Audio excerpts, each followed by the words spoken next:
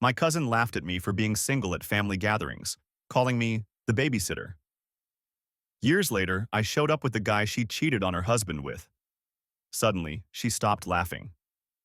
I'm Mara, 32 female, and I swear my cousin Tessa, 34 female, was born with a microphone in her hand and a spotlight aimed at whoever she decided to roast. Family gatherings weren't meals. They were stages. Tessa would sweep in, hair sprayed to Jesus, heels like weapons, that gold wife life necklace flashing, and point me toward the cousin's kids like a traffic cop. Our resident babysitter has arrived, she'd sing, loud enough that Aunt Carol, 60 female, her mom, could bask in the echo. I'd laugh because everyone did. I'd take the diaper bag, the sticky sippy cups, the little shoes with light-up soles. You're so good with them, she'd coo, which sounds like praise until you hear the smirk. It felt like being patted on the head and shooed back to the kiddie table. It started in my mid-20s when single felt like a bad haircut I couldn't grow out of. I showed up to birthdays with store-bought cupcakes and sensible flats. Tessa brought her husband, Eric, 36 male, tall, quiet, mortgage in a suit, and a new story about how they'd accidentally booked a resort with a private plunge pool. I'd be holding her baby while she told me about the pool jets. Aunt Carol would make a noise like a proud peacock and ask me, "Any special gentlemen?" as if I might produce one from under the stroller. I hated how I made myself small. I'd stand at the sink after dinner, wrists bruised with little crescent moons from car seats, and Tessa would lean on the island and watch me. Mara's basically part-time childcare, she'd tell whoever was nearest. We're lucky she isn't busy. She always hit that word, busy, like it meant married, desirable, chosen. It's ridiculous, but the sound of Tessa's bracelet stacking on her wrist got welded into my nervous system. Even now, I can hear the clink-clink and feel my jaw lock. Mom, Donna, 58 female, thinks Tessa is just loud. She says it like loudness is a personality quirk, not a blade.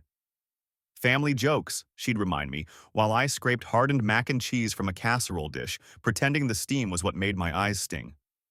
But Tessa didn't joke with everyone. She joked at me. When Eric brought in a bottle of grocery store wine and stood beside me to open it, Tessa snapped a photo. Me at the sink, him with a corkscrew, our heads tilted toward each other like a movie poster. Look, Mara and my husband, domestic as ever, she wrote on the family Facebook group, and she slapped on a crying laughing emoji like a bruise-shaped sticker. Eric always looked embarrassed, shoulders up, eyes apologetic. She loves you, he'd whisper, meaning, she loves you because you are useful. He'd pass me a clean dish towel like a peace treaty. Eric had the kind of kindness that felt like an apology he couldn't stop making. Sometimes I caught him watching Tessa while she performed. Not admiration. More like he was counting the seconds until the light turned off. Years stacked. Weddings, baby showers, housewarmings with charcuterie boards shaped like rivers. I brought gifts wrapped carefully with craft paper and twine. Tessa brought stories. Everyone lapped them up. And somewhere in there I started collecting Tessa moments, little cuts, in a private drawer in my brain. The photo of me squinting in the sun, hair in a messy bun, 3 kids clinging to my legs while she captioned, "Built-in sitter, so sar blessed." The day she threw me her car keys with a smile, sharp enough to slice an orange. "Could you? Manicure in 20. The time she leaned in, perfume sugary and hostile, and hissed, "Some of us can't just float through life, Mars," like I wasn't already drowning in other people's schedules. I didn't know then that the drawer had a weight limit. I didn't know it would collapse and scatter everything across a glossy kitchen floor years later, right in front of her. I only knew that I was tired of smelling like baby wipes and pretending I couldn't hear the laugh track. The thing about Tessa was that she didn't just tease me. She built an entire persona out of being the wife in the room. I was Mara, the extra set of hands, the babysitter, the one who could always be counted on because I had nothing else going on. And the worst part? Everyone let her do it. Aunt Carol laughed, my mom brushed it off, and even Eric, 36 male, her husband, just sighed and handed me a dish towel like some kind of consolation prize. What they didn't see, or didn't want to see, was how that dynamic slowly ate me alive. I started declining invitations to friends' weddings because I couldn't handle being the single cousin at one more family table. I dated a few guys, sure, but the second things didn't work out. I'd hear Tessa's voice in my head. Some of us can't just float through life, Mars. Like she'd carved it into the inside of my skull.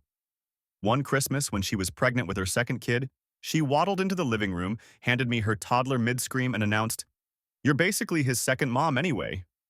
Everyone laughed like it was adorable. I caught Eric's eyes over the kid's head. He looked sad. Not embarrassed, not annoyed. Sad. Like he was watching me be crushed under the same weight he'd been living under for years.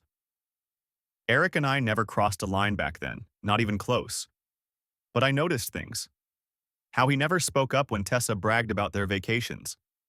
How he always offered to help me carry trays or clean up while she was holding court in the dining room. He'd ask about my job, actually listen, while Tessa rolled her eyes at my little projects. Sometimes I wondered what he was doing with her. Sometimes I wondered why I still kept showing up. The breaking point came at a summer barbecue when I was 29. I'd shown up in a sundress I actually felt good in, ready to have a normal day.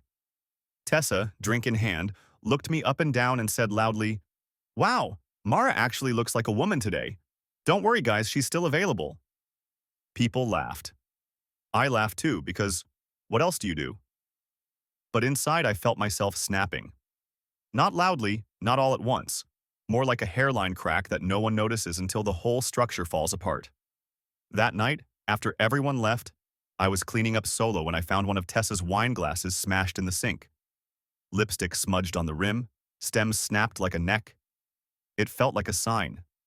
Something in me whispered, "This isn't forever. One day, she'll choke on that laugh, and you'll be the one watching." I didn't know how yet. But the drawer in my head where I stored every babysitter comment and every backhanded smile was getting full. And I could feel the weight pressing down, waiting for the moment it would all spill out. Don't forget to subscribe. I didn't talk to Eric much outside of family events, at least not at first. But after that barbecue, something shifted. He started lingering longer in the kitchen when everyone else was outside, helping me with dishes, drying glasses, moving with this careful quiet that was the exact opposite of Tessa's spotlight energy. One evening at Aunt Carol's, I was rinsing out casserole dishes when Eric leaned against the counter, arms folded, and said, almost under his breath, "You shouldn't let her talk to you like that." I froze. No one had ever said that out loud before. Not my mom, not my aunts, not even cousins who'd winced at Tessa's digs. "It's fine," I muttered, but my throat was tight. Eric didn't push. Just nodded, as if to say, "I see it too." After that, I couldn't unsee him. His politeness when she barked at him in front of everyone. The way he tensed whenever she made a joke at my expense. It wasn't sympathy. It was recognition, like we were both living under the same roof of ridicule. The thing about Tessa was she believed her marriage was her trophy. "Eric's the best husband," she'd gush. "He just does whatever I need." She said it with pride, like obedience was love. And Eric would smile, but it never reached his eyes. When I was 30, I started dating this guy named Paul. He was nice enough, steady job, kind smile. I thought maybe, finally, I'd have someone to bring to Christmas, someone to shield me from Tessa's claws. But when I showed up with Paul, she pounced harder than ever. "Don't scare him off with diaper duty, Mara," she laughed, handing me her daughter before I'd even taken my coat off. Paul chuckled along. He didn't notice the way my hands shook when I took the kid. By the end of the night, Tessa had Eric opening wine for her, me wrangling kids, and Paul chatting with uncles about football. I watched her from across the room, glittery dress, glass in hand, basking in everyone's attention, and I realized something bitter. She didn't see me at all. I wasn't her cousin. I was her stage prop. Eric caught my eye that night, just for a second. The kids were screaming, Tessa was laughing too loud, Paul was oblivious. And Eric gave me this look, small, almost imperceptible, but it said everything. "I'm sorry. You don't deserve this." I didn't know then that that look would come back years later, that it would mean something more dangerous than either of us could admit at the time. For now, I packed Paul into my car, drove home, and cried in the driveway. Because no matter who I brought, no matter what I did, I'd still be the babysitter in Tessa's story. but the cracks were getting wider, and I could feel something, some shift, building under the surface, like a storm waiting for the right night to break. By the time I hit 31, I'd stopped trying to defend myself. When Tessa tossed me a diaper bag or called me the built-in nanny, I just smiled like it didn't bother me. But inside, I was cataloging it all. The way she used me as a punchline. The way Eric looked more like a shadow than a husband. The way nobody ever told her enough. Then came the night everything started tilting. Aunt Carol had hosted one of her mandatory family dinners. The kind where she guilt-texts the whole clan until we show up with store-bought pies and forced smiles. Tessa was in rare form that night, bragging about Eric's promotion, their upcoming vacation, how Mara's lucky she doesn't have to worry about managing a household. She said it with a laugh, but her eyes stayed on me, sharp as broken glass. Eric, sitting beside her, just rubbed his temple. And then, in a move so subtle nobody else noticed, he stood up, muttered something about needing air, and walked out to the back porch. I followed a few minutes later, partly to get away from the noise, partly because I needed to breathe too. He was leaning against the railing, hands shoved deep in his pockets, staring out at the yard like he was trying to will himself somewhere else. I meant to just stand there in silence, but the words spilled out. Does she ever stop? For a second I thought I'd crossed a line. But Eric let out a laugh, short, bitter, like it scraped his throat raw. Not when there's an audience. He didn't look at me when he said it. That was the first real conversation we'd ever had about her. It cracked something open. From then on, little moments kept happening. Eric would linger in the kitchen with me after dinner. He'd help me buckle one of the kids into a car seat while Tessa complained about her manicure. We never touched. We never crossed that line. But we started seeing each other. And here's the part I've never admitted out loud. I liked it. I liked the quiet way he noticed when I was drowning. I liked that someone else in that house of laughter and judgment understood the joke was on us. It all came to a head at another family barbecue. Tessa had gone inside to freshen up, which meant reapplying lipstick and scrolling Instagram for validation. Eric and I were left alone at the grill. He looked at me, finally looked me dead in the eye and said, "You deserve better than the way she treats you." It wasn't romantic. It wasn't a confession. But it was the first time someone in that family had said out loud what I'd been screaming in my own head for years. And that, God help me, that was the beginning of everything. Don't forget to subscribe. Update. Okay, wow. I didn't expect so many of you to read this, let alone care. I thought I was just screaming into the void about Tessa, but some of your comments had me actually laughing for the first time about it. A lot of you said stuff like, "Mara, you've been the unpaid nanny long enough. Get paid or get even." And honestly, that hit hard. Some of you also said Eric sounded way too soft-spoken, like he was just as trapped as me. And you're not wrong. I used to think he was spineless, letting her steamroll him. But after that night on the porch, I realized it wasn't weakness. It was survival. He'd learned the same thing I had. The easiest way to deal with Tessa was to let her think she was winning. I've gotten a lot of DMs too. Some supportive, some unhinged. To whoever told me to trip her in front of the family buffet table. Look, tempting, but I'm not trying to end up on America's Funniest Home Videos. But reading all of this made me sit with something I hadn't really admitted. I wasn't just angry at Tessa anymore. I was angry at myself for letting it happen, for laughing along, for taking the diaper bags, the car keys, the digs about floating through life and just swallowing them whole. Here's the part I didn't say in the first posts. Not long after that barbecue, Tessa started slipping. People didn't notice at first because she covered it with her usual fireworks. But I noticed. The stories she told at dinner got meaner, sharper, like she was swinging harder to keep the spotlight. And Eric? God, Eric looked tired. Not just physically, tired in his bones. That's when the lines between us started to blur. Little messages that weren't just logistics, a glance that lasted too long, a conversation that circled back to what-ifs. And I know, some of you are probably typing essays right now about how messy this is. But here's the truth. The babysitter in me was dead. I was done being the punchline. And if Tessa wanted me to play the role she'd written for me, fine. I'd play it until the curtain dropped. But the ending was going to be mine. After that first porch conversation with Eric, the air between us changed. Subtle, but electric. Not fireworks, more like a current running under the floorboards, buzzing where no one else could hear it. It started with small things. He'd text me after family dinners. "You okay?" Or send a photo of the mess the kids had made in the living room with the caption, "Our circus never ends." I should have shut it down. I told myself it was harmless. But the truth? Every message felt like a match striking in the dark. Meanwhile, Tessa was cracking. Her jokes were sharper, her laugh louder, but it all smelled of desperation. She bragged constantly about her perfect life, but you could see the seams. At one gathering, she screamed at Eric for forgetting to bring the stroller, right there in front of everyone. He didn't argue, just stood there, jaw clenched, hands in his pockets, like he was trying not to disappear. I caught his eye, and I swear it looked like he was silently begging, "Get me out of here." I didn't know when it tipped from sympathy to something else. Maybe it was the night he stayed behind to help me load chairs into my car after a birthday party. The house was dark, kids asleep, Tessa upstairs. We stood in the driveway, headlights spilling over us, neither of us moving. He said, "She doesn't see what she has," and my throat closed.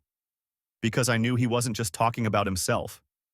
That was the night we crossed the line. I'm not going to dress it up. It wasn't glamorous or planned. It was two people, crushed under the same weight, finally letting the crack split open. And the terrifying part? It didn't feel wrong. It felt inevitable. From then on, everything with Tessa felt like theater. She'd parade me around as the babysitter, and I'd smile, knowing her husband was texting me from across the room. Every laugh she aimed at me ricocheted back, because now I held something she didn't know. Eric wasn't hers anymore, not really. But secrets rot in silence. And I knew, deep down, it couldn't stay hidden forever.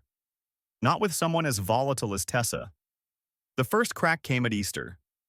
Tessa had been drinking too much wine, and in front of everyone she said, "Mara's probably going to die alone, but at least she'll be useful until then."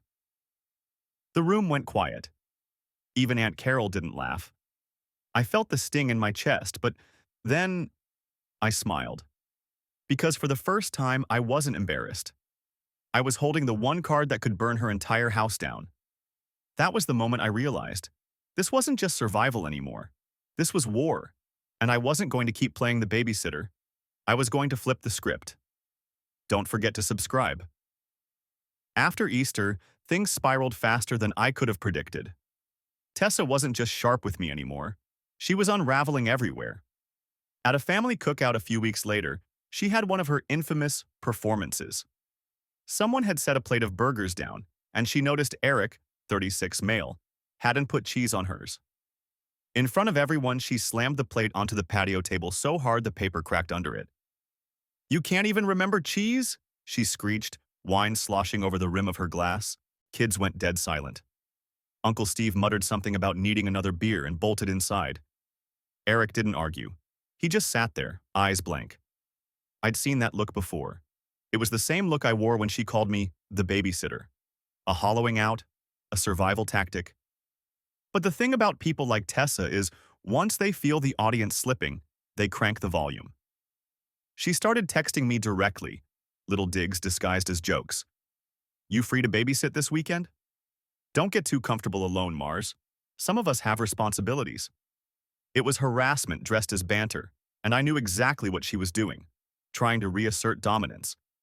Except she didn't know what I had. Eric and I weren't hiding anymore, not from ourselves at least. We were careful, sure, no public scenes. But the connection had gone too far to smother. Nights when Tessa passed out drunk, he'd call me, his voice low, raw, telling me he felt like a ghost in his own house. And I'd whisper back, "You're not invisible to me." It was dangerous. It was reckless. But it was ours. Then came the night Tessa lost control completely. She'd invited half the family over for game night, which really meant another stage for her to perform on. At some point, she disappeared into the bathroom. 10 minutes later, she stormed out, mascara smudged, clutching Eric's phone. "Who is Mara to you?" she screamed, waving the phone like a weapon. Everyone froze. My stomach hit the floor. She'd found something. Maybe a text. Maybe a call. Eric tried to calm her, hands raised, but Tessa wasn't hearing it. She hurled the phone across the room. It shattered against the wall, screen spiderwebbing. Then she turned on me, finger stabbing the air. "You think you can steal my husband? You think you're better than me, babysitter?" Silence. The kind that roars. I should have denied it. I should have played dumb. But I didn't. I just looked at her, really looked at her, and said, "Maybe I'm just not scared of you anymore." Tessa lost it. She lunged at me, nails out, knocking over a lamp in the process. It crashed to the floor, glass everywhere. Aunt Carol shrieked. Someone pulled her back before she could get to me, but the damage was done. The mask was gone. And here's the kicker. Eric didn't rush to her. He didn't defend her. He crossed the room, picked up his shattered phone, and stood next to me. That was the night the babysitter became the threat. And Tessa? She'd declared war in front of the whole family. Update 2. So, remember when I said things were building like a storm? Yeah, the storm hit. And it was ugly. I've been reading through your comments since my last post. Half of you cheering me on like I'm some kind of soap opera heroine, the other half screaming, "Run, Mara, run!" And honestly, both camps are right. Because that night, when Tessa went full banshee at game night, I realized two things at once. 1. She's capable of anything when she feels her control slipping. 2. I was done living in the role she wrote for me. Some of y'all joked about her smashing dishes and throwing tantrums like a toddler. Well, congratulations. You called it. She grabbed Eric's phone, found a text from me, and went nuclear in front of half the family. I mean screaming, mascara streaks, knocking over a lamp like it was a wrestling match. If Uncle Steve hadn't stepped in, she probably would have gotten her hands on me. The wildest part? Nobody laughed. Not one chuckle, not one awkward giggle. The same people who used to snicker when she called me the babysitter just sat there frozen, like they were finally seeing her for what she was. And Eric? He didn't even look at her. He walked straight over to me, picked up his shattered phone, and stood at my side. That image, him beside me while she raged, has been living rent-free in my head.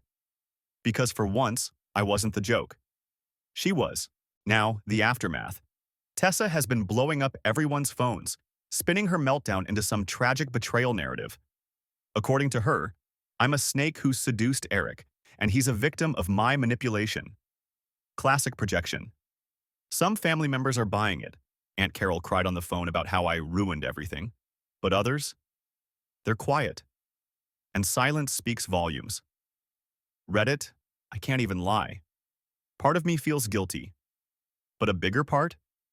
It feels like I've been waiting years for this.